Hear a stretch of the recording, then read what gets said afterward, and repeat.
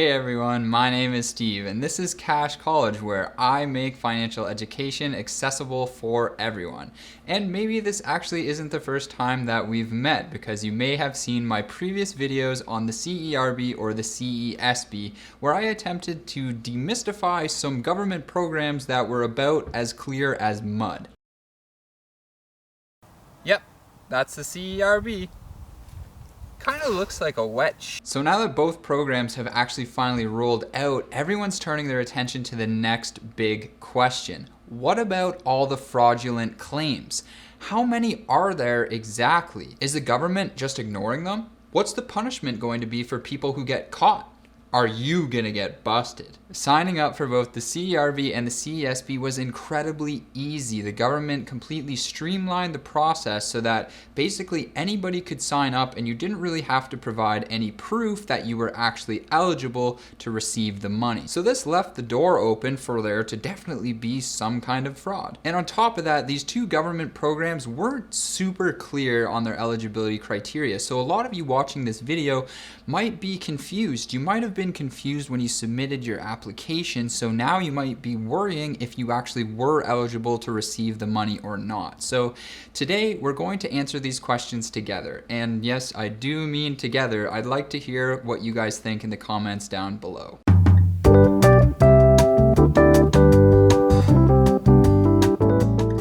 So one of the main concerns I saw raised about these programs was the eligibility criteria was not clear. This has now left many people worried about whether or not they committed some kind of fraud by accidentally applying for the benefit when in reality they weren't actually eligible. This is what happens when the clarity just isn't there. One thing I did notice though is that there was definitely an extra attempt made in the CESB, the benefit that students would receive, to make the process much more clear. There was a series of questions that you could answer prior to submitting your application to see if you were in fact eligible. But this wasn't really there at the beginning of the CERB. When the CERB came out, the government was basically trying to bootstrap a completely new system and put it together really quickly to try and get the money out the door as fast as possible. And this led to the actual portal not being super clear. And I think that's what's important to realize here, is there was definitely a trade-off between speed and clarity. And I'm sure the government is completely aware of this, that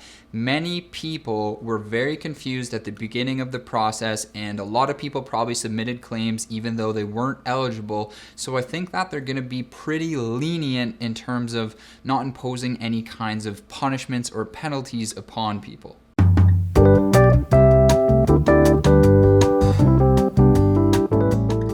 So all this outcry over fraud really started to happen after the National Post published an article where they claimed that they had spoken to an inside source at the government who had told them that there was about 200,000 cases of supposed red flagged cases of fraudulent applications. And on top of this, the article also stated that there was a memo that was circulating in that government department which told government officials not to stop payment on any claims that seemed like they were fraudulent. So in other words, even if an agent who was processing the claims came across something that looked a little bit fishy, unless it was an extremely urgent or obvious case of fraud, they were still to go ahead and process the payment for this application. So this led to some further outcry and some people basically criticizing the government program about not having proper safeguards in place to prevent against this sort of thing. Some people have definitely been more vocal about this than others. I mean, I've seen some people in the news calling this a massive abuse of the system and just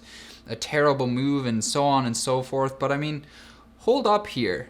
I think we're blowing this a little bit out of proportion, which is crazy because the news never blows anything out of proportion, right? No way. Journalistic integrity is just so strong these days. Right, Mojo? Right. Well, you know what? Why don't we just do some simple math to check these claims here. According to the latest data published by the Government of Canada, 13.77 million CERB claims have been submitted. So if we assume that the source that the National Post was quoting is correct and there are in fact 200,000 cases of fraud, a simple calculation tells us that this is about 1% of all claims submitted. So I'm sorry, but there's just no widespread fraud. I mean, 1% of claims means that 99% of the claims were fine. And I think that the government would be more than happy to accept just 1% of the claims being fraudulent if it meant that 99% of people could get the money that they needed as fast as possible. Oh, wait a minute.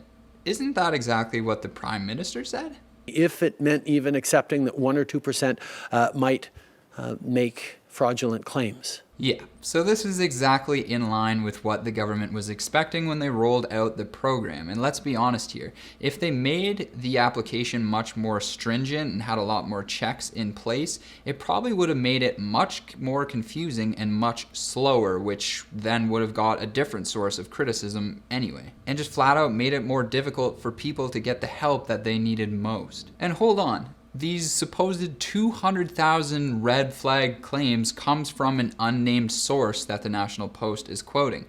How do we know if this source is legit? We don't really. Unless there is some way we could hear from the head of that department in the government herself to see what she had to say about it. Oh wait, that's right. We can. Well, I've looked into that. That was the first time I heard it as well. And there are not 200,000 claims red flag to my knowledge. And that's coming from the top. So you can take that to the bank. Of course, every day different numbers come my way. And I can't give you a definitive answer on every single day. But there are not currently 200,000 red flagged claims that are being paid out that shouldn't be. So yeah, it sounds like that 200,000 number isn't even true, and for all we know, the fraudulent red flagged claims could be far less than that, which again means the vast majority of people are using this program responsibly.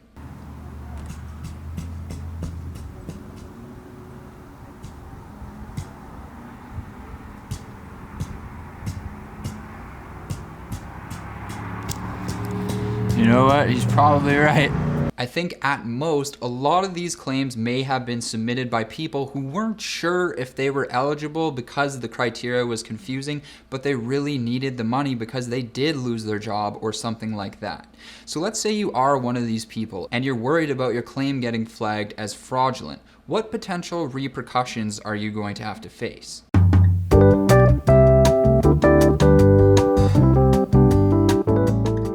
According to Carla Qualtrough, the CRA will likely be asking for that money back come tax time next year. So while they do have some measures in place right now to catch claims that shouldn't be processed, she has stated that the huge amount of these checks and balances are going to be coming at the end of this process. Afterwards, they're going to do a big cleanup and see who got paid money when they weren't supposed to. Carla has also stated that there won't be any penalties or punishments placed upon people who received money when they weren't supposed to. And this has been very controversial. Some people have claimed that this is, again, encouraging people to abuse the system. But on the other hand, as I've stated many times in this video, the eligibility criteria was very confusing. So you run the risk of penalizing a lot of people who are just confused and who are already in a really bad position, and you're just going to punish them even more. So you would likely end up penalizing a lot of honest people who are just desperate for some help. I mean, it just seems like everybody has an opinion on this issue. What do you think, Mojo?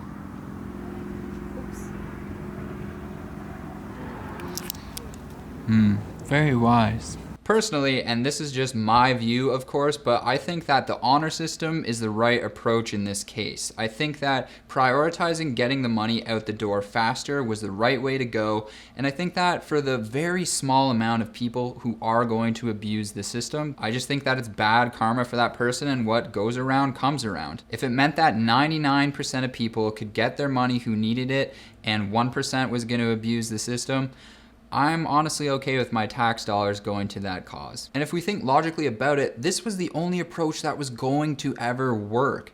If they were to put a whole bunch of measures in up front to try and prevent this, it would have taken an enormous amount of time and resources that would have slowed down getting the money out to everyone. Sure, it might not be a problem to review every application when the economy is functioning normally, but to review 14 million applications in a time like this, That's going to take an enormous amount of time.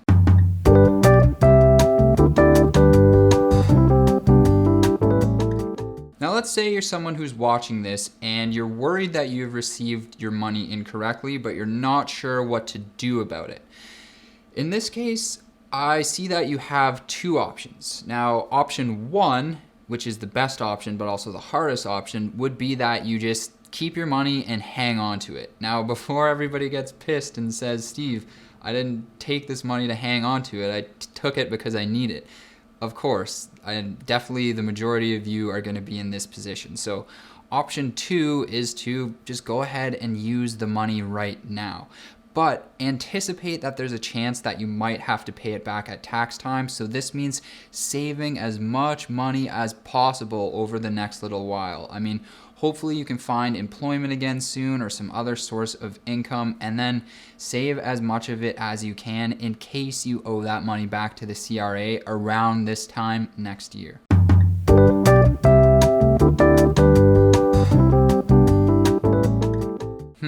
Now that's a good question. So they haven't released too many details on this, and I think that makes sense because they wouldn't want people knowing exactly what they're doing to prevent fraud, because then people would try and circumvent this system. But I know that one thing they've stated that they're going to do is they're going to review employers' payroll history basically and see if you were employed, receiving money, but also receiving CERB at the same time. They'll be able to cross-reference that and bust you basically. So, you know, if you're somebody who's working at McDonald's full-time right now and also receiving the CERB, yeah, you're gonna get busted, buddy. I would think that the CRA has some pretty good systems in place to catch fraud, but I'm sure there's definitely some people who will still slip through the cracks, but we'll see.